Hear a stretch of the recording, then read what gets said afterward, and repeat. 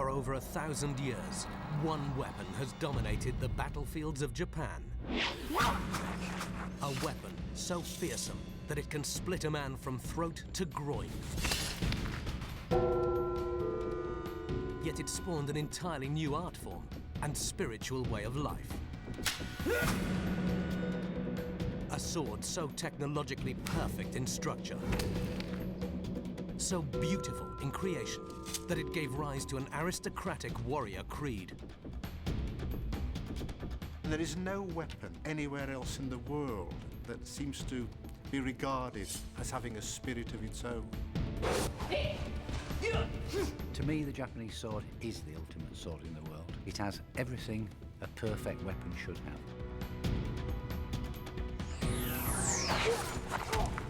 Now, intimate access to the foundries, swordsmiths, and fighting schools can reveal what makes the so-called perfect sword.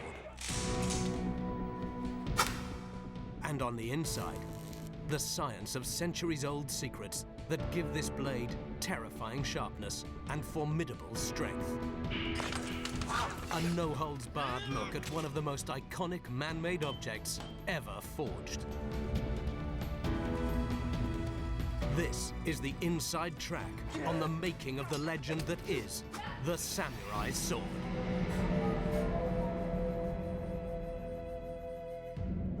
The birth of the samurai sword dates back to before the 10th century, when elite Japanese warriors served feudal warlords. Called samurai, which means those who serve, they rose in power and prestige. Only certain men, selected from the aristocracy, became samurai. It meant a lifetime of training and discipline that would set them apart from the rest of society. To be a samurai meant honor, pride, the feeling of being an elite. You were certainly the best, because only the best were chosen. For historians like Dr. Stephen Turnbull, above all, the samurai blade created the legend.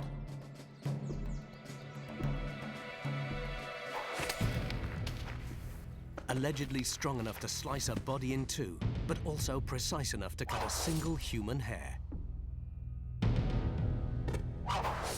And designed to cut from the moment of release from its sheath, it inspired a whole new way of fighting.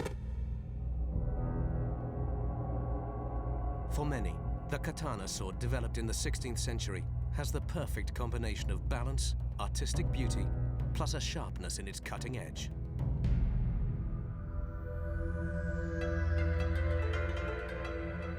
Shimane in southwest Japan hides a place that still makes the metal for true katana swords.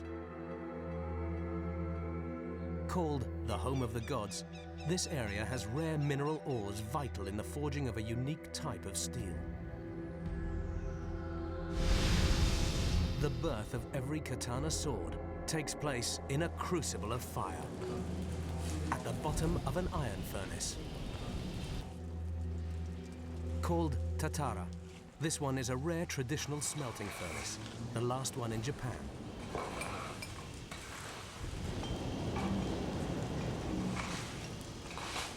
The secrets of this age-old craft fascinate modern metallurgists like David Starley. The traditional Japanese smelting furnace is what's known as the Tatara. It's about 3 meters long by about 1 meter wide and 1 to 2 meters in height, with a row of air inlets or tuyeres along one side. Kihara Akira is one of the last remaining traditional Tatara masters in the world. He won't sleep for 3 days and 3 nights as he watches the furnace work on the dark materials for the world's sharpest swords.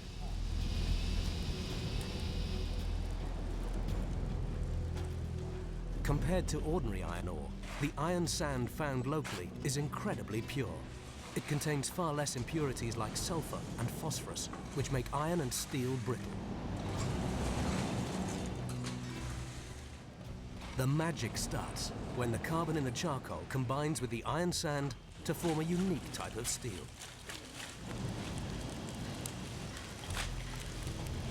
The Japanese call this raw steel tamahagane. Within an hour, the iron sand sinks to the bottom, to what we call the bed of fire. When we look at the bed of fire, we can clearly see from the color whether or not it has become tamahagane.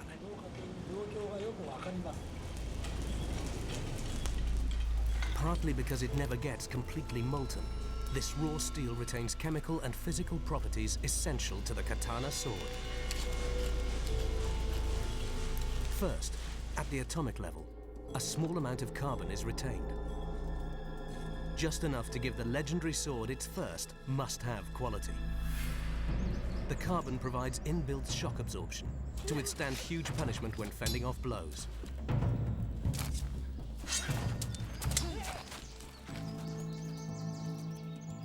But a good sword needs to be more than just flexible. Metallurgist David Starley is an expert working with the Royal Armouries in the UK. This is actually a fairly pure iron. As we can see, it's very ductile. We bend it, it stays put. It's quite tough, it won't shatter, it's not brittle, but it's not very good for retaining the edge.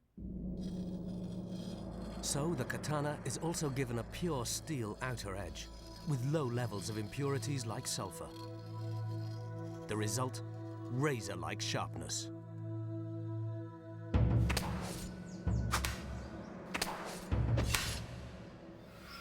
The unique arrangement of iron and carbon in the katana sword gives hardness plus flexibility. And in the hands of a trained samurai, a power that seems to transcend its size and weight. Japanese swordmakers perfected this art hundreds of years ago.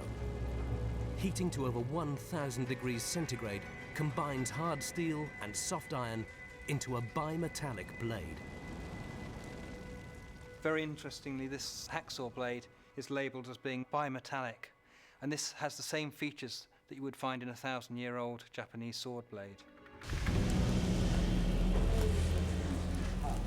By the end of the second day, the furnace has already eaten up 2/3 of 26 tons or so of charcoal and iron sand. The furnace is like a human being. We can think of the iron and coal as food. We feed her, she digests it, so that she will bear good tamahagane. For a man in his 70s, Kihara maintains an incredible passion for a tough job. Slowly, the hot iron eats away the walls of the furnace. Beneath it lies a chamber 3 meters deep. Any moisture seeping in from the ground would lower the temperature, ruining the precious steel. They would have to start all over again. Layers of ash and charcoal raise the furnace above ground, and 2 ventilation channels flank either side. At temperatures of over 1,000 degrees, any impurities sink to the bottom of the chamber, leaving behind the pure steel.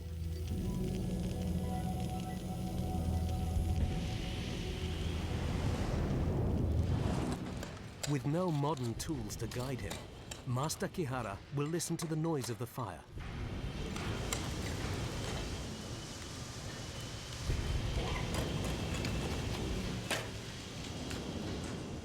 Their little shrine is devoted to a sacred deity the smelters believe helps keep them safe. After 36 hours of feeding the voracious fire, everyone is exhausted. There's more than just this new batch of steel at stake. In their own way, these men work to keep an old culture from going extinct.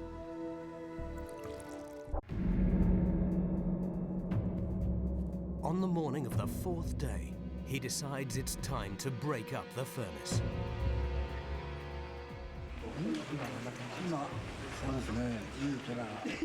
I could see the core. It looks good. There's a big relief. I'm happy.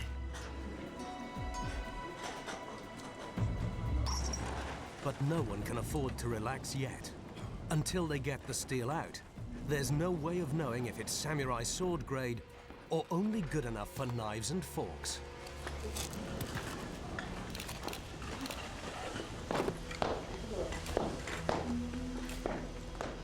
Ten men have worked continuously for 3 days and nights. But has the chemical reaction between iron and carbon inside the furnace worked to forge steel good enough to make one of the world's finest swords?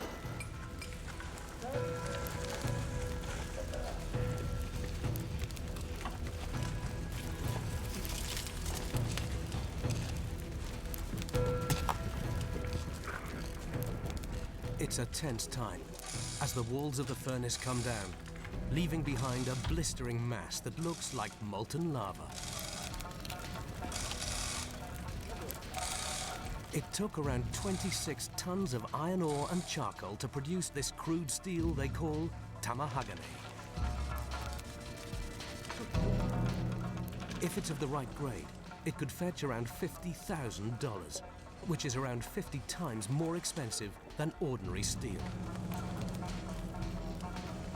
The furnace master, Kihara Akira, must now choose which bits are good enough to go to the sword maker. It all comes down to the carbon content of the steel. Too little carbon, and the finished sword could be soft. Too much, and it could end up brittle. The areas along the sides of the block where sufficient oxidation has occurred offer the best prospects. At the University of Leeds in the UK, Dr. Stephen Turnbull specialises in samurai history. One remarkable thing about samurai swords is none of the great swordsmiths could probably write down what it was about the composition of the steel he was using that was so good. But somehow they got it right. And so that, combined with the way the sword was used, set a standard of perfection that was to last for centuries. It's like when your child is born. It was worth waiting for. I'm very happy. Thank you. Having made his selection, the choice pieces of the tamahagane are put to the test in Sakurai, a small town in the middle of Japan, 50 kilometers from Kyoto. Sakurai is home to one of Japan's most renowned swordsmiths, Gasan Sadatoshi, whose family has been swordsmiths for 800 years. But it's more than a profession. It's a spiritual way of life. They took their name from a holy mountain which they climbed to pray to Buddha before forging a new sword.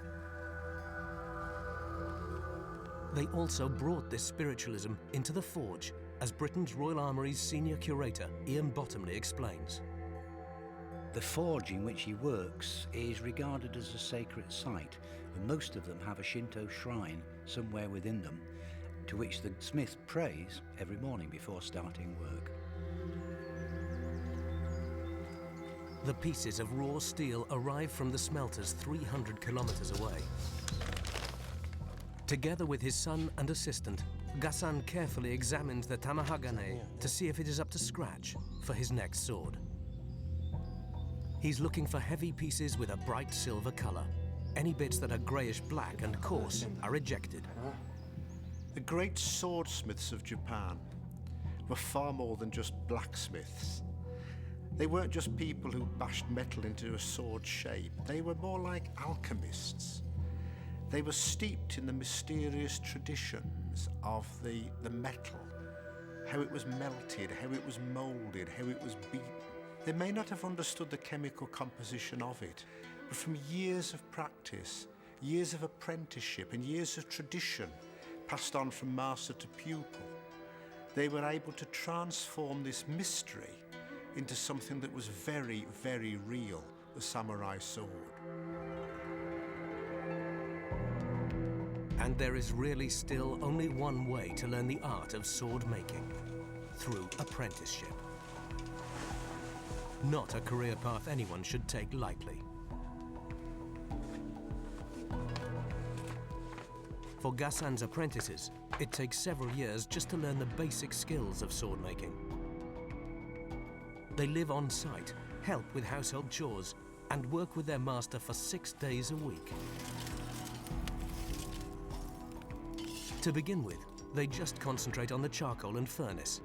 They then graduate to forging techniques.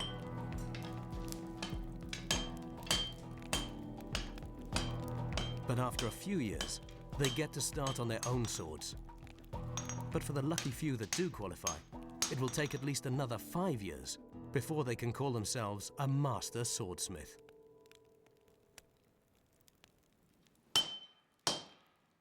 Forging of this new katana will take 3 men more than 3 months to complete.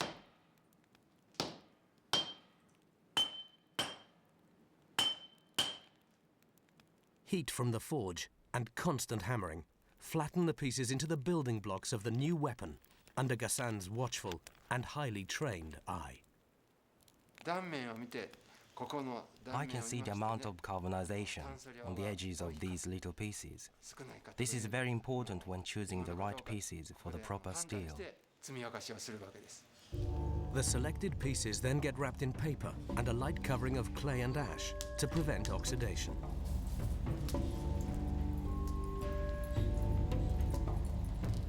Reheating to 1300 degrees centigrade prepares the steel for hammering, which welds all the pieces into one. They have to work quickly before the temperature drops, making the steel impossible to work with.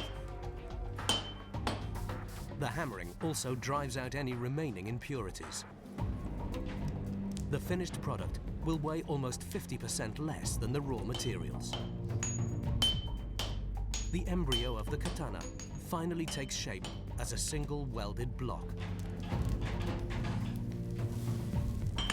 But not until it is repeatedly folded and beaten to spread the carbon content more evenly will the metal for the sword really start to come into its own. What this process of folding really involves is mixing the iron and steel so that the block is uniform, more or less throughout its whole structure. All done by hand, the process is impressively accurate. The carbon content ends up at a more or less uniform 0.7% throughout the block. Ghassan gauges the concentration of carbon by the color of the steel.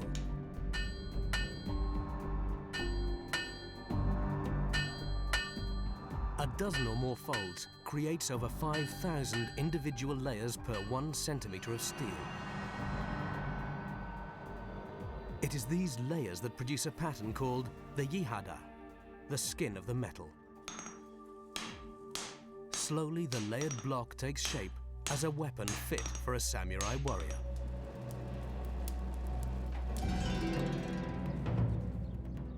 In the right hands, the genius of the swordsmith is deadly.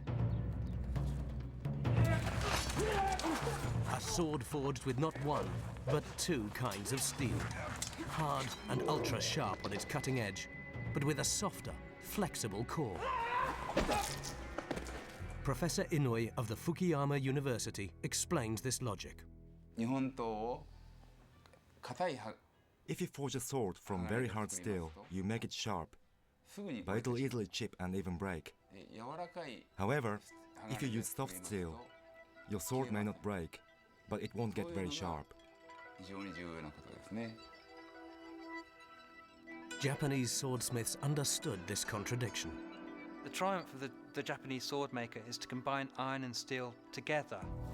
Hard material on the edge, more ductile material on the back of the blade. Toughness and hardness.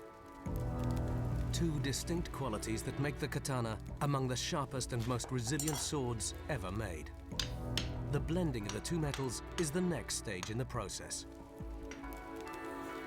The hard cutting edge, high in carbon, is made from steel which is wrapped around the lower carbon content, more ductile iron that forms the heart of the blade.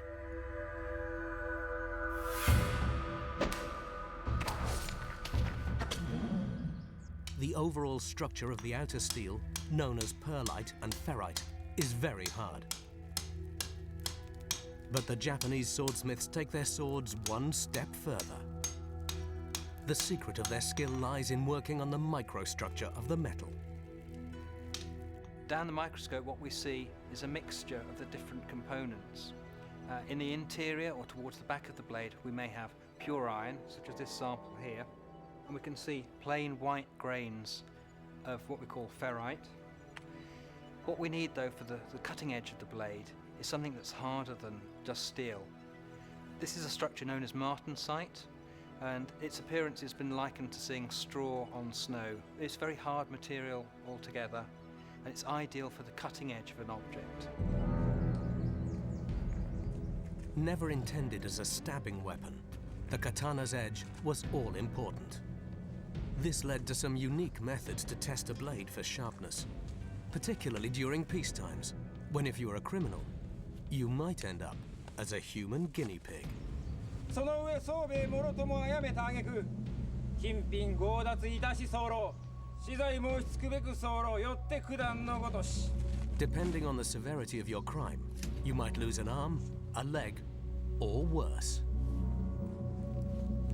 Carefully inscribed on some swords, you can still find records such as the name of the tester, the date, or the number of corpses cut with a single stroke.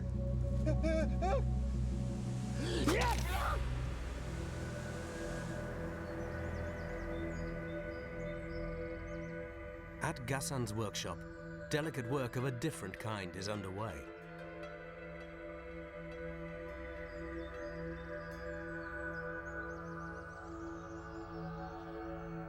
A secret mixture of clay and charcoal powder pasted over the surface will insulate and protect parts of the blade during the hardening process. This insulation line, an art form in itself, is known as the hamon. The clay is mixed with charcoal.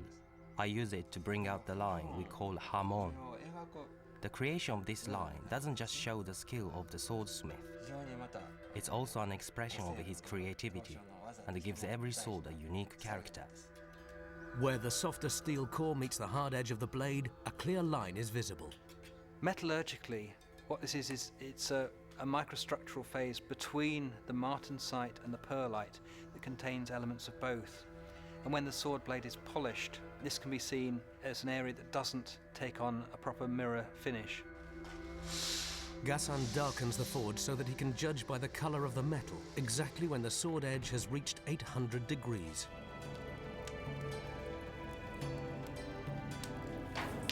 Too hot and the steel might crack.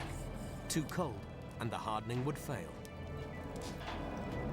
Gassan is ready to pull the sword at a moment's notice.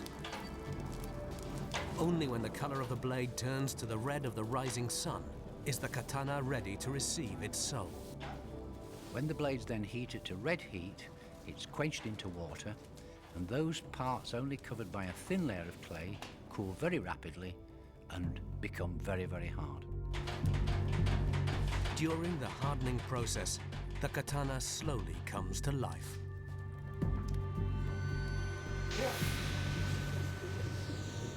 Rapid cooling along the edge, only thinly coated in clay, traps the carbon within the steel into a highly stressed state. This forms the sword's cutting edge. The main body of the sword, covered with thicker clay, cools down more slowly and keeps its more ductile quality. These structural changes during the cooling process bend the sword into its iconic shape. Gassan now starts on one of the last stages of creating his sword, the rough polishing. He determined the size and outlines of the blade when he first designed this sword. He now sets to work grinding the contours and begins to bring the edge to its razor sharpness. The sword will eventually go for final polishing to a master polisher, but at this stage, Gassan can see if it has any defects. He would not want to pass anything but a perfect blade to a fellow craftsman. Today, Tokyo is the world's largest metropolis. It is also one of the most technologically advanced cities in the world. And the location of the final stage of a 1,000-year-old craft of sword making. Master Honami is a 14th generation sword polisher, one of the most revered and respected in the world. He will undertake the third and final stage in the sword-making process.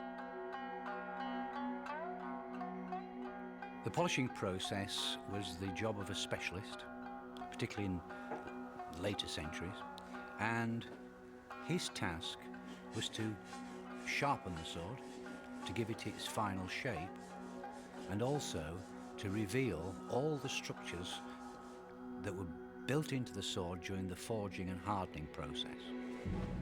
Every individual katana sword requires different kinds of special polishing stones.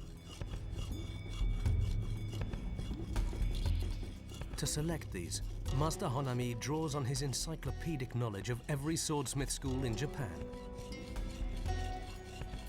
In the 14th century, there were 5 swordsmith schools. Incredibly, there are still 5 today. Good stones are rare and can cost thousands of dollars.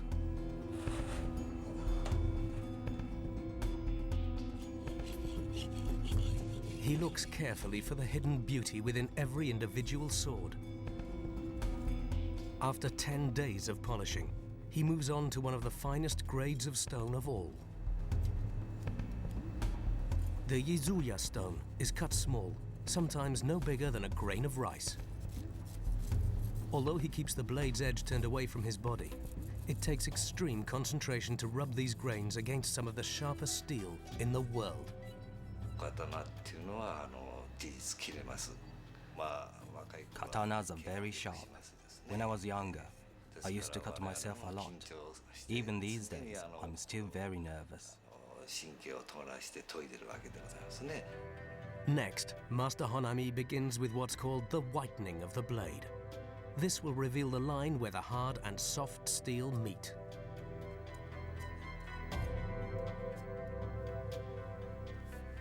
Hour by hour, the polisher exposes the inner beauty of the metal.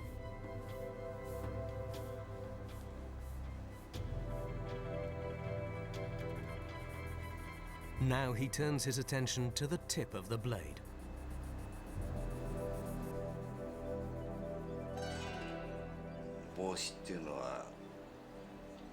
We say that making the tip is like applying makeup on your face, because the tip of the sword is what you show to the world.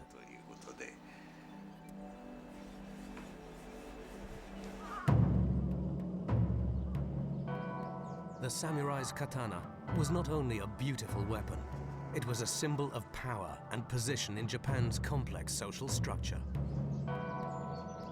A samurai actually wore 2 swords at all times as a visible sign of his untouchable authority, the katana and the shorter wakizashi.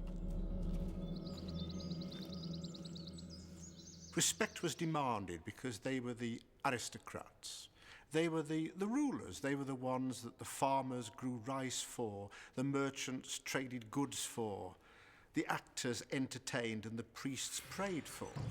But they were also feared because, theoretically at least, they were the only members of the Japanese population who were allowed to bear arms.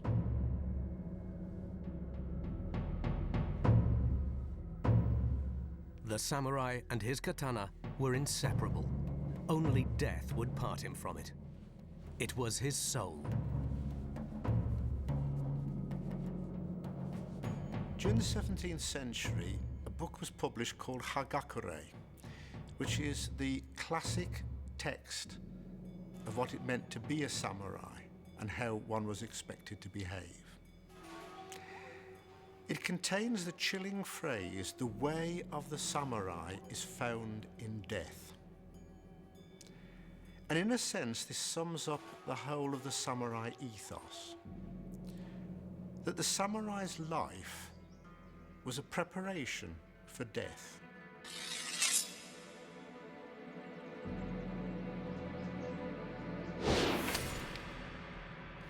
Samurai warriors took this code of conduct very seriously.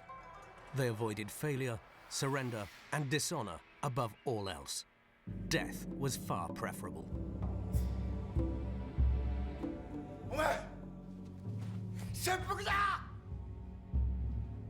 Samurai suicide, or seppuku, which is another reading of the popular term harakiri, is absolutely fundamental to understanding the samurai ethos.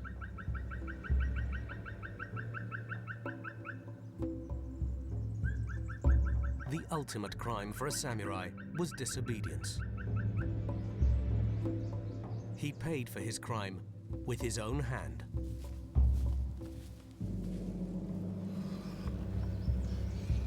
The code that had given him purpose would now end his life.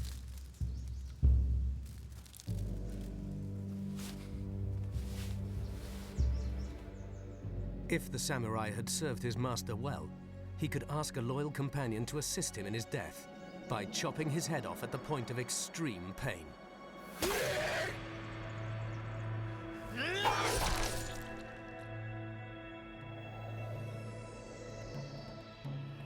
The Royal Armouries collection in Leeds in the UK is home to almost every example of sword ever made. And it now plays host to an experiment that will pitch two iconic swords against each other.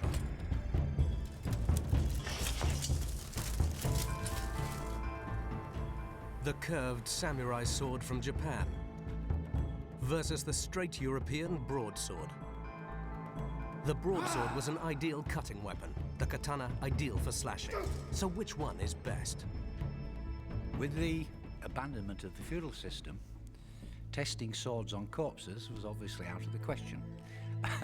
And as a result, substitutes to human bodies were found, and what we're doing today is testing it on bundles of straw. Straw is a good approximation for the density of human bone. Our samurai contender goes first and easily slices through.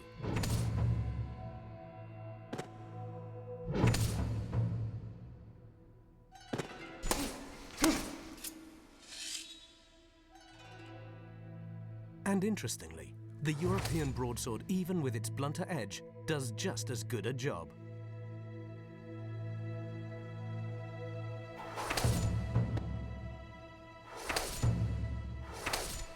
But European-style swords never caught on in a big way in Japan. European swords that appeared in Japan had no effect because the Japanese certainly recognized that they weren't forged in the same way as Japanese blades, and quite frankly, regarded them as inferior. Similar cutting performance, but very different fighting techniques. The broadsword relies on brute strength, and the samurai on speed and fighting finesse. But by the 16th century, a new weapon appeared that challenged both sword and warrior and would change the face of warfare forever. In Japan, guns fired by non-elite soldiers forced the samurai off the battlefield.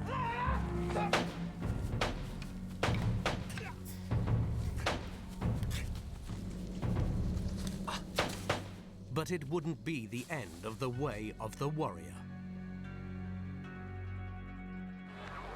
Long after the demise of the samurai class, the spirit of Bushido, the way of the warrior, survives in modern Japan.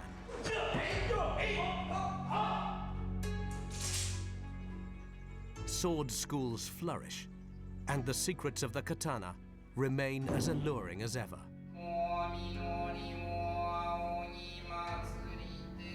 80-year-old Otake Sensei is one of the world's finest martial arts experts and has attained the highest ranking grade in the art of samurai fighting. But before he passes on his 30 years of knowledge, all his pupils must swear an oath of blood never to reveal any of the secrets of the martial arts. More importantly, they swear always to conduct themselves in the true spirit of the samurai code.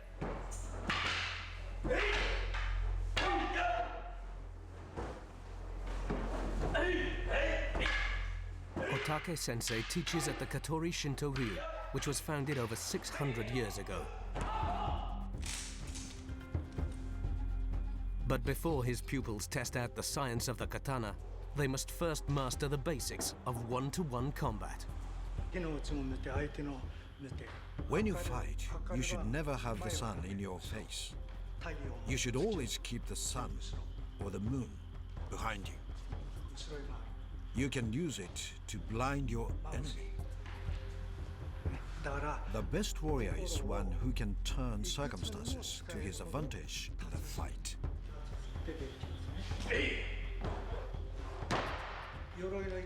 Just here, the armor is weak, so it's a good target.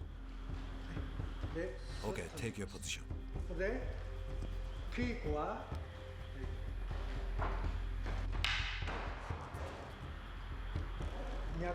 You should attack here and here, at the arteries and at the heart. If you cut from the other side, you won't reach them. So attack here, or attack the neck. Of course, you can just step aside.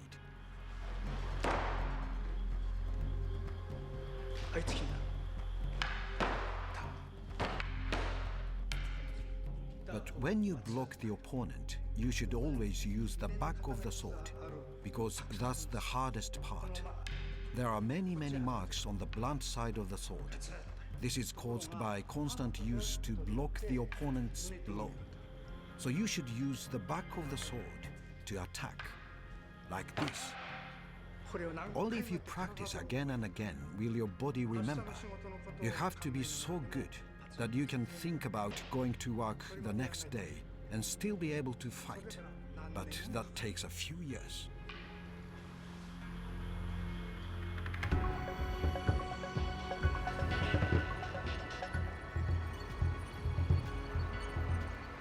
By day, Midori Tanaka is a receptionist for an electronics company.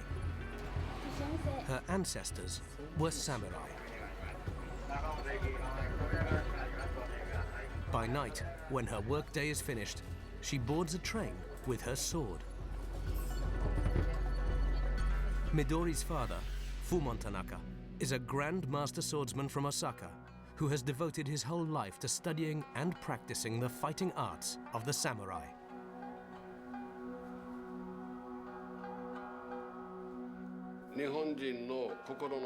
I think many Japanese people can still find the spirit of the samurai in their hearts. We have started to judge everything with money, or if you own a big house or drive a nice car. But the spirit of the warrior was different. Honor was more important. To give your best at all times was important. This is the spirit of Bushido that we should not forget.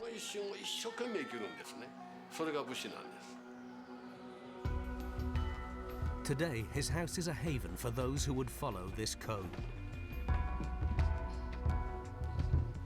Midori visits 3 times a week to train. For the last 1,000 years, usually only men were trained in these martial arts. Midori started training when she was a small child and hopes one day to replace her father as Grand Master. I think that we live now in a society where women don't have to hide anymore. But I don't feel that I have a special role in this fighting school just because I'm a woman. I want to pass on the knowledge that I received from my masters. And Midori is my only child. I was very happy when she decided to learn the old way of martial arts. If she hadn't gone this way, I'd had to choose somebody else to give my knowledge to.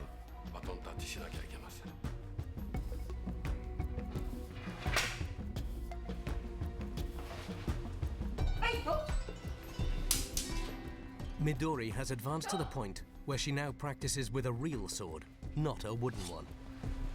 This leaves no margin for error.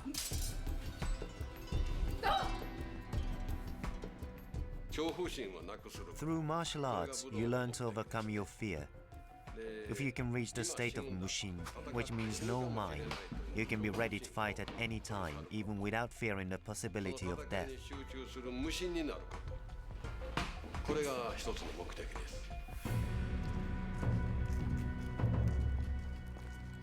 And who best to display this elusive mental state than the master himself? Tanaka prepares to show what the samurai meant by being at one with their swords and showing no fear. And why their lives depended on the quality of the blade. He will take the ultimate test when his daughter aims an arrow straight at his heart.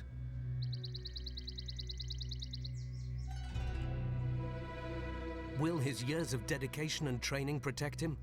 Can his sword save him from a speeding arrow? Light, perfectly balanced, and hard enough to cut through armor. In the hands of a fully trained samurai, the katana is the ultimate weapon for close combat. But what made the samurai and his sword a formidable fighting unit was this ability to not fear death. Samurai were trained in the art of meditation to reach a state of mind known as mushin.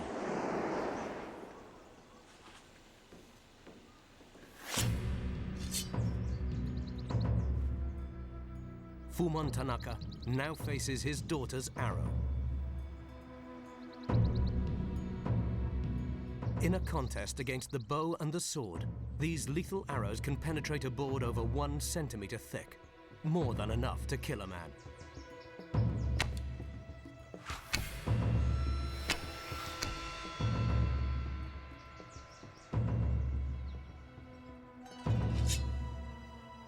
It's not only Master Tanaka's ability to react in the face of a speeding arrow aimed at his heart, but also the sharpness of his sword that means he stands a chance of being able to sever it in mid-flight.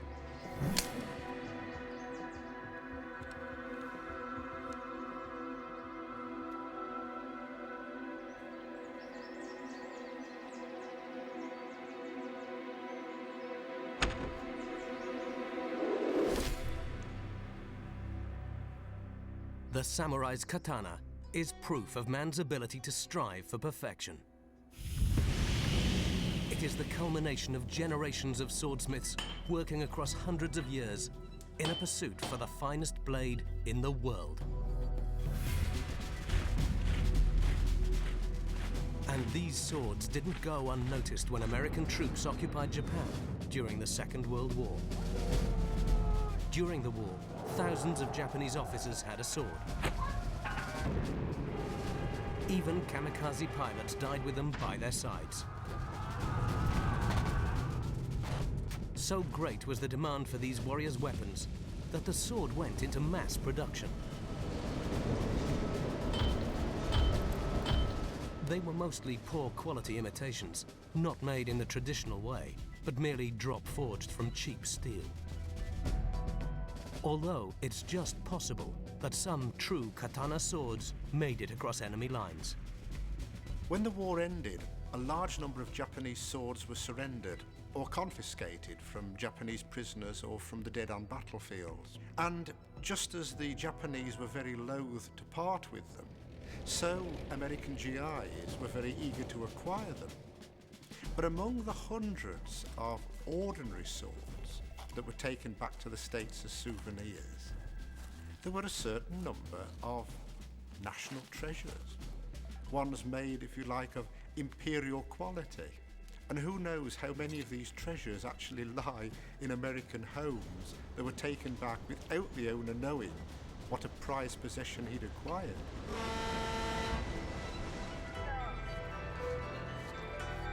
Over half a century later, the katana remains the finest sword ever made. It's an object of great beauty, a symbol of honor. Although these ancient values have modern-day price tags.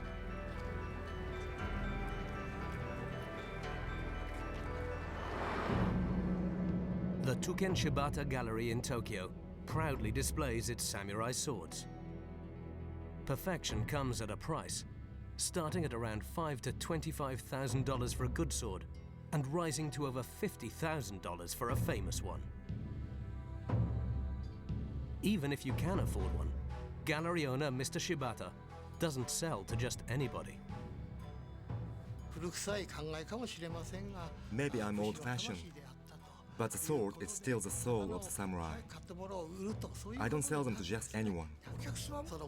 It's important for me to get an understanding of the client. to feel like I can trust them.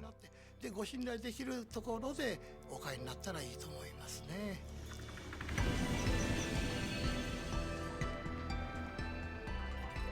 It's now 3 months since Gasan Sadatoshi finished forging his sword.